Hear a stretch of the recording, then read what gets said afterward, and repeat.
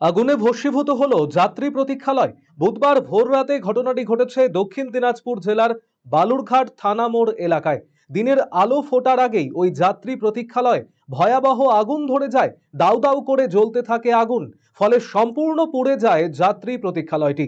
খবর পেয়ে ঘটনাস্থলে ছুটে যায় বালুরঘাট থানার পুলিশ ও দমকল বিভাগের একটি ইঞ্জিন। দীর্ঘক্ষণের প্রচেষ্টায় আগুন নিয়ন্ত্রণে আনা হয়। অগ্নিকাণ্ডের সঠিক কারণ এখনো পরিষ্কার নয়। শর্ট সার্কিট নাকি অন্য কোনো কারণ তা খতিয়ে দেখছে পুলিশ ও দমকল বিভাগ। আমি খবর পেয়ে এসে দেখলাম ঘটনাটা সত্য। ডিএম অফিসের সামনে লোকেরা ওখানে আসা অনেক সময় বিশ্রাম করতেন, পথিকরা যারা ছিল তারাও ওখানে বসে বিশ্রাম করতেন, কিন্তু কিভাবে লাগলো এটা এখনও পর্যন্ত আমি সঠিক জানতে পারিনি। তবে পুলিশ প্রশাসন নাকি খোঁজ খবর নিচ্ছে।